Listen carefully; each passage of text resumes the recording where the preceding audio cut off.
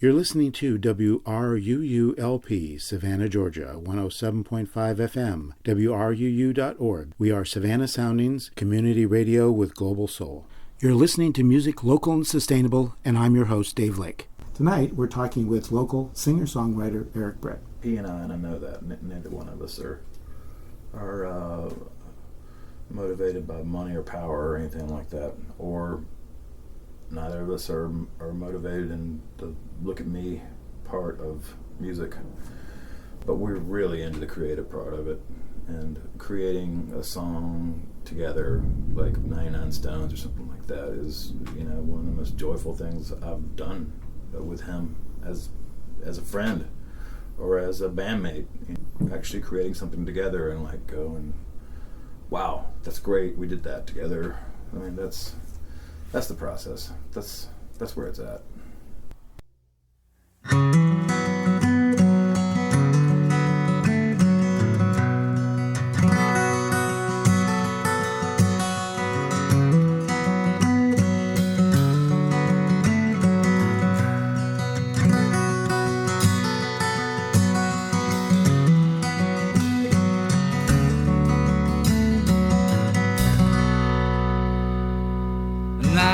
Stones stacked by the river by 99 souls that towed the line, are building a wall to keep out the trouble, the evil won't free the inside. Higher and higher the fortress had towered outside of the shadow, the heat poured down, the backs of the cutters moves the shakers from the eye of the takers to the tip of the crown. I'm burning, gotta get out, it's very hot and the sun.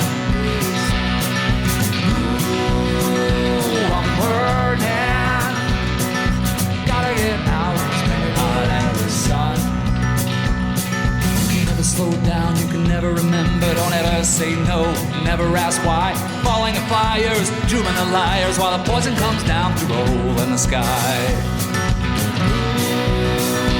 I'm burning, gotta get out, it's very hot and the sun. I'm burning, gotta get out, it's very hot and the sun. Shadow becomes the house of the sun. The one becomes all and the all becomes none. The break was disabled when Cain killed Abel and the free fall had begun. Can you see? Can you see? Can you feel? Or are you walking the line with your eyes and no hands on the wheel? Can you see? Can you see? Can you feel? Or are you walking the line with your eyes and the blind and no hands on the wheel?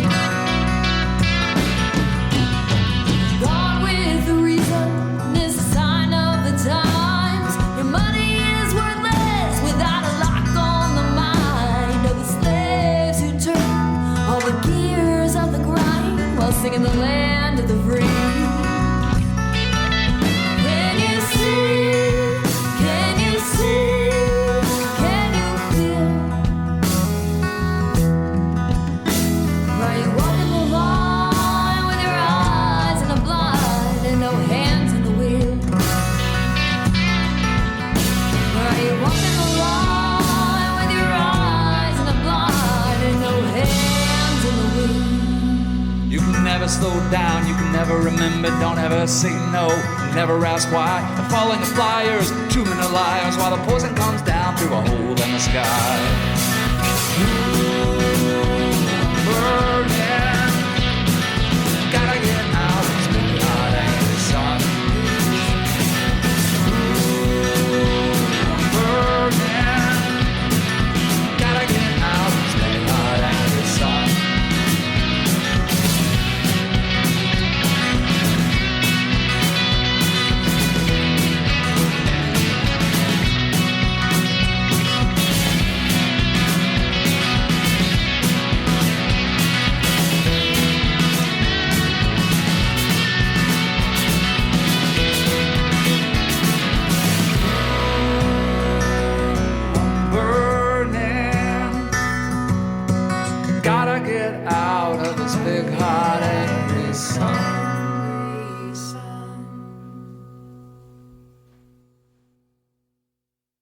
How would you characterize your music, either as a solo player or as part of American Hologram or as part of Hazel Virtue?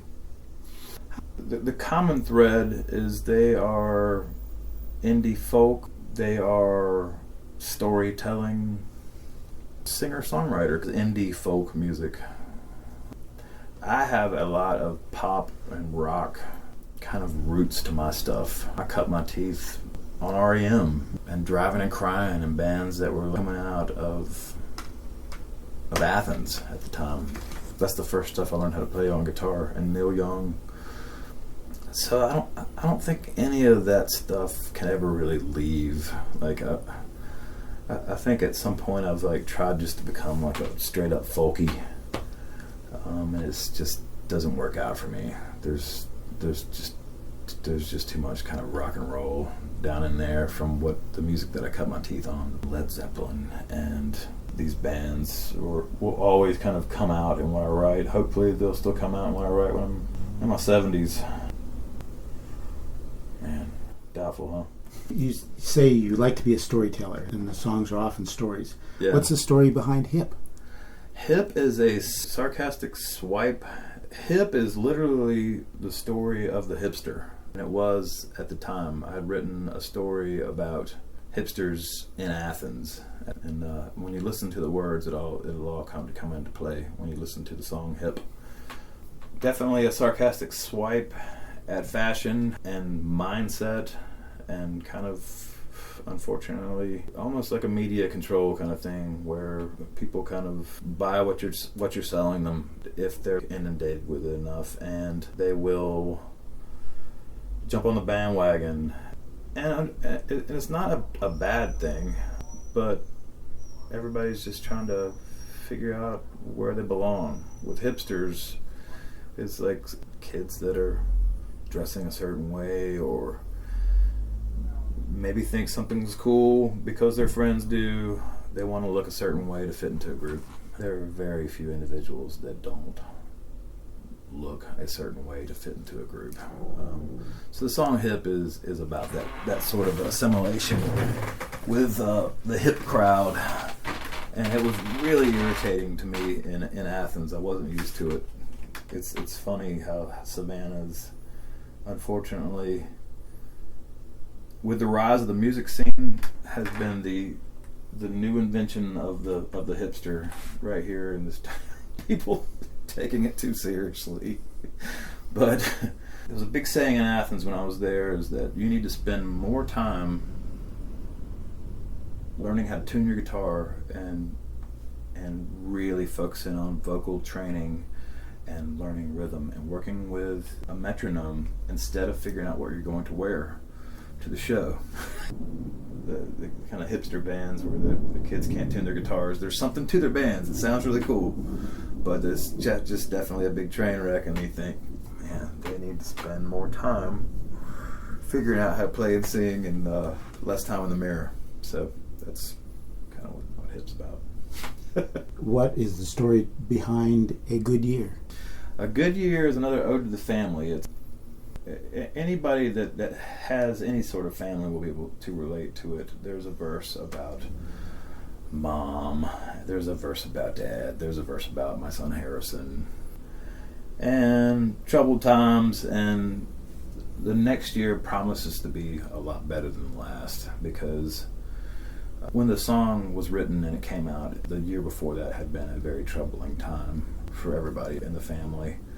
So that song is an ode to the family. It is a reflection. It pays homage and shows great appreciation to my family, with the promise of the next year being a good year for everybody. And that's what the song's about. After Hip, I started writing about personal stuff. I wasn't too shy to write about personal stuff anymore. And also, I remember thinking, after I had a major record label executive tell me that Hip was a genius song, there's not enough of yourself in this record. He's like, you need to write something that everybody can relate to. It's like, everybody's got love problems. Everybody's got a mom or a dad. So that kind of stuck to me. I was like, maybe this record did not go mainstream as badly as I wanted it to, because there was nothing personal about it. So I got over my fears. I did want to make it in the music business.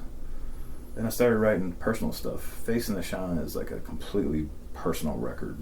And Greener is a total personal record. So everything that I'm probably going to write henceforth is no longer going to be based on stories. It's going to be about my own experiences, my own thoughts. And the same Blue Sky record, everybody's got collective ideas, but the stuff that I contributed to on that record is personal stuff. So we did Asheville Mountain Blues off of the Greener album. Uh-huh. What other songs on the Greener album are you particularly proud of? I like that whole record. The song Greener itself, I'm very proud of. Full Moon is a beautiful love song that I'm proud of. Grace I love. I wrote that for my little girl Grace, and it's an instrumental tune.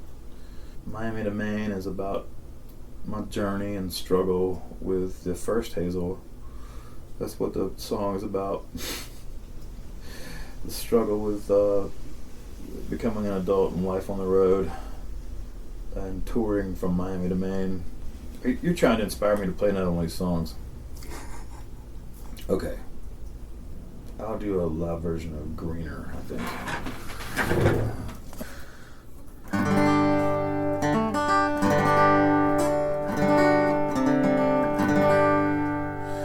So Greener is it looks at the concept of the grass is always greener. That's what the song is about, and in this context, a direct comparison with in relationships, more or less.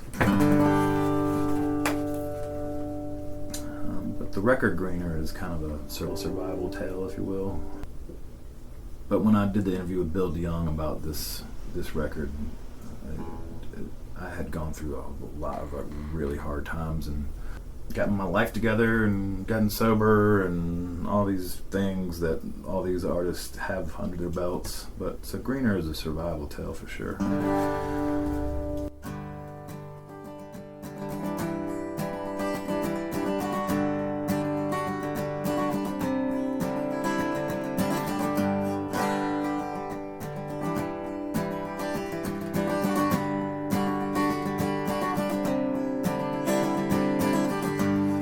Trapped in the jaws of fate, trying to bring you the money, and I guess I keep on running late. I never mean to, honey. Wouldn't you believe it? I still always dream of her. Wouldn't you believe it? I still always think of her. But once your eyes look at the land, you turn from prince to pauper. I feel safe here on the land. I use imagination. Wouldn't you believe it? I still always dream of her. Wouldn't you believe it? I still always think of her. Already lost control.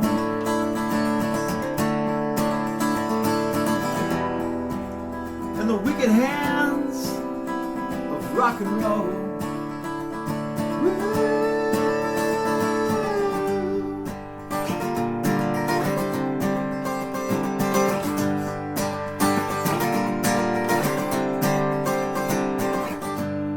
Fair love and war. I wanna be a victim, so burn me up until the break of dawn.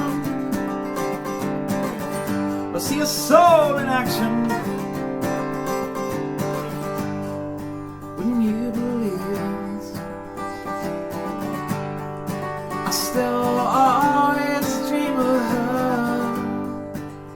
you believe it, I still always think of her. Wouldn't you believe it? I still always dream of her. Wouldn't you believe it? I still always think of her. And I've already lost control.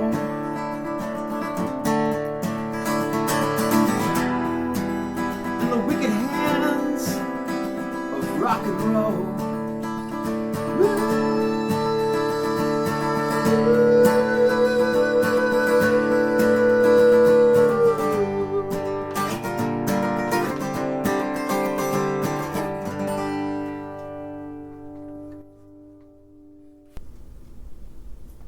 Are there any other artists that you find inspirational? My friend Craig Tanner is inspirational. He's in his early 50s and he's like writing catalogs of music. That's inspiring. As far as like mainstream artists that I listen to that mean a lot to me, I'm a big fan of Iron and Wine, Sam Beam. His stuff kind of just like lays out like reading Ernest Hemingway or something. It's like reading the most beautiful poetry was set to the most beautiful music. So it all just kind of like just becomes this play for the senses. The big singers are totally inspiring to me. Sam Cooke, and I'm still a big Led Zeppelin fanatic. I am enjoying this band called Fleet Foxes from Seattle. A lot of the newer stuff I keep trying to like discover new bands to become inspired by, so I don't kind of get rooted. But it's hard to break away from your favorites. It's like as many new bands as there are out there. There's still stuff that just kind of like fits the grooves of your mind the most. Neil Young's still a huge influence. I don't know, I could probably sit here all day long and tell you things that artists that I love that are inspiring to me. And what about each of these artists you find inspirational? Sam Beam, the frontman from Iron and Wine, his stuff is completely inspirational to me. I think lyrically, it's like listening to the most beautiful poetry you ever read in your life. And everything he does kind of like opens these doors in my mind, which is completely inspiring to me. Sam Cooke, just the voice and the delivery. I don't even listen to the words. It's just the way it was delivered with those old Motown guys, Otis Redding and Sam Cooke and those guys. And man, I listen to that stuff all the time, kind of hoping it's going to like seep into me somehow and like come out in my writing. And the only way that it does is actually with delivery. Like when I'm playing out live, I think about the way these guys seriously delivered it. A lot of the old school country is like really inspiring to me too. Hank Williams Sr., which I don't think there's huge degrees of separation between somebody who delivers vocally like Sam Cooke and like Hank Sr. If you listen to those old recordings from the 50s, that dude sang from like the very bottom of his soul, and like his voice, his pitch was so amazing. I can't believe he died when he was 29, because he sounded like somebody who'd been doing it for 60 years in his mid-20s. I wish I could find more inspiration from these guys in songwriting. I've always kind of had a problem with like, listening to other people's records for ideas, though. That's like plagiarism to me. So I listen to the records as a consumer, as somebody who loves music, and just kind of let it seep into me. And then when I'm writing, if something comes out, it might be inspired by the way it's delivered or the passion behind it, but I always make a point, like if something sounds too much like something else, I'll throw it out. I just can't do it.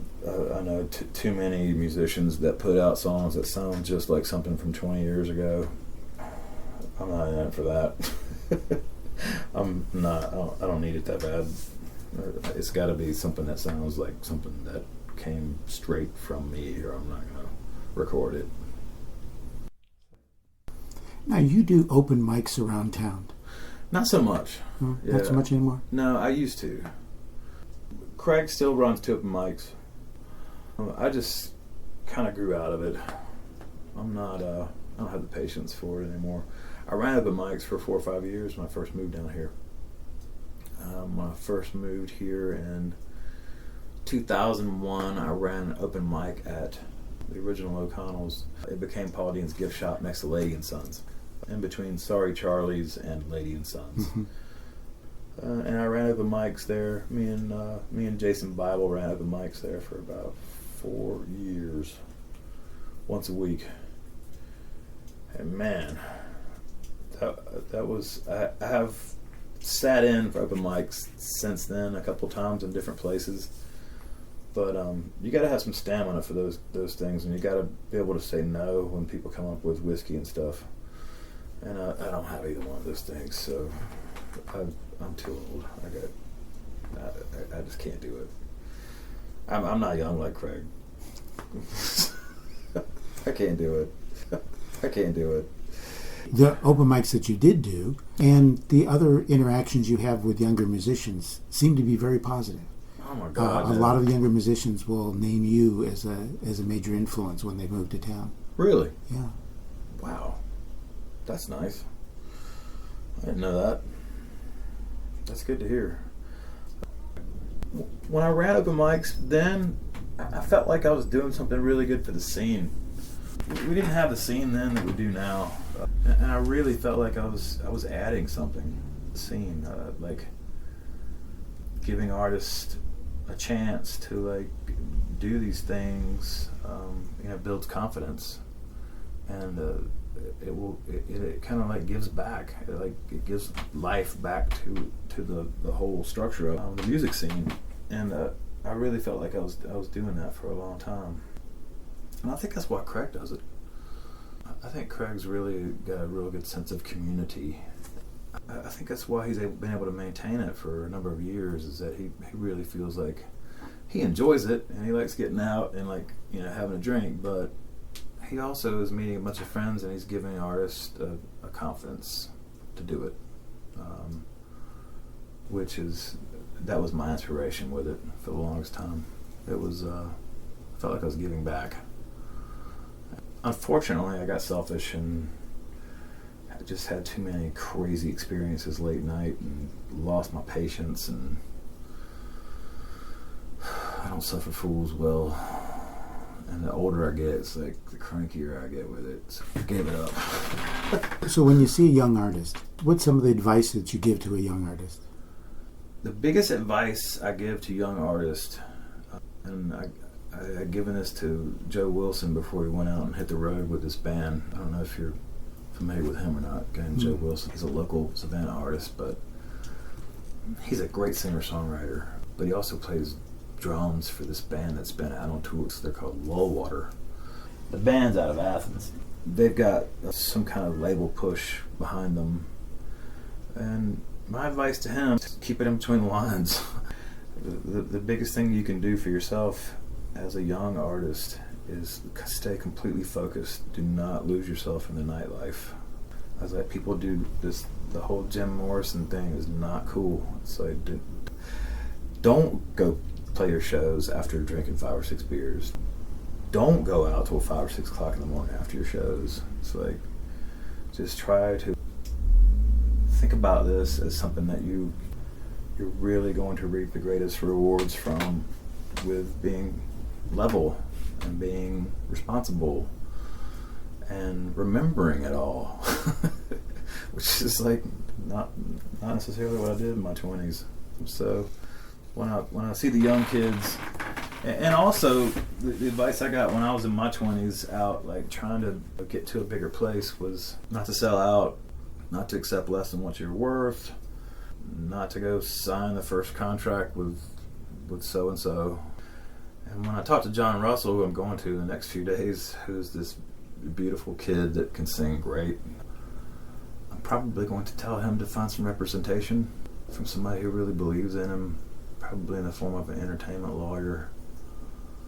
I won't have to tell him to like not go drink a fifth of whiskey, but he will need some help with figuring out how to get his face in the right place. And I'm gonna have to like really scratch my head with that too. Everything's changed so much.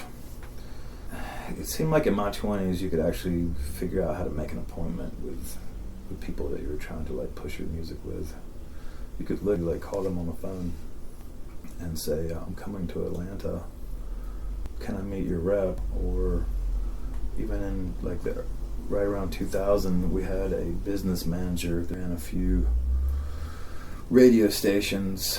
He ran Wave 104.9 and some Clear Channel stations, I think. But he sent me to New York a couple different times to meet people, which he was actually able to call on the phone and like set it up. I don't think you can do that anymore. I think you're gonna need an entertainment lawyer or somebody who's like deeply embedded with the major people to like get a push with. But yeah, the biggest advice: stay sober. Stay sober. Do what you're supposed to do, and like go put your ass into it. Don't half-ass anything. But kids can't hear any of that stuff, man. It's like you just can't see any of that stuff until you've already screwed it up the first time. But I don't know. Well, experience is probably the best teacher. Yeah. Because you realize what you could have done if you had paid attention to what people told you.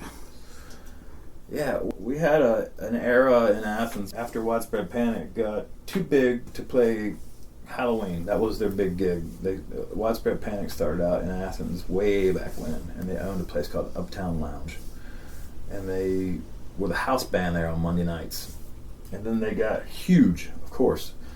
They were doing frat parties in Athens and around the southeast, and they were headlining the Georgia Theater a couple times a year. One of their big gigs was Halloween. When they got too big to play Halloween anymore, Hazel Virtue, the first Hazel Virtue, ended up being the Halloween band for the next 4 years, which I was extremely proud of. We could call up and get any night we wanted. But, those 4 years that we were doing that, I wish I could remember all those shows.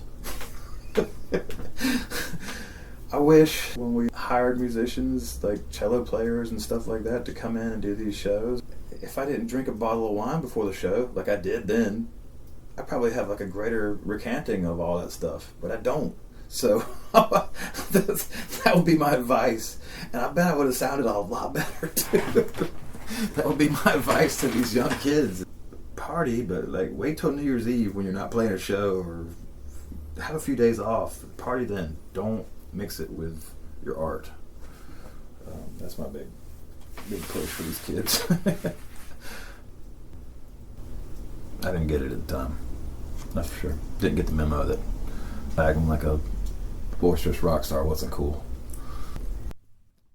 Tonight, we've been talking with Eric Britt, a local singer-songwriter and part of the band American Hologram. I want to thank you very much for coming tonight. I had a wonderful time talking to you, Dave. Thank you for having me down here.